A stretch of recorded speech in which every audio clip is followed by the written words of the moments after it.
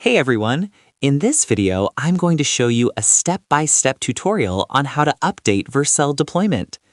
If your website is already deployed and you need to update it without pushing new code, one of the fastest ways to do it is by using the redeploy feature in Vercel. Redeploying allows you to rebuild and publish an existing deployment again. This can be useful if you recently changed environment variables, fixed configuration issues, or simply want to refresh a deployment that previously failed. To begin, open your project dashboard on Vercel. Once you're logged in, you'll see a list of projects connected to your account. Select the project that you want to update.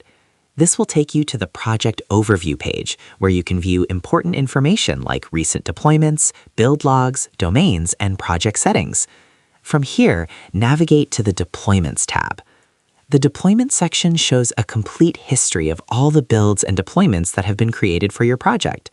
Each deployment entry includes information such as the deployment status, the time it was created, and the branch used for the build. Find the deployment that you want to redeploy. In most cases, this will be the most recent production deployment at the top of the list.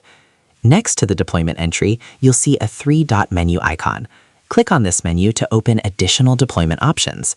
From the drop-down menu, select Redeploy. Once you click Redeploy, Vercel will begin rebuilding that deployment.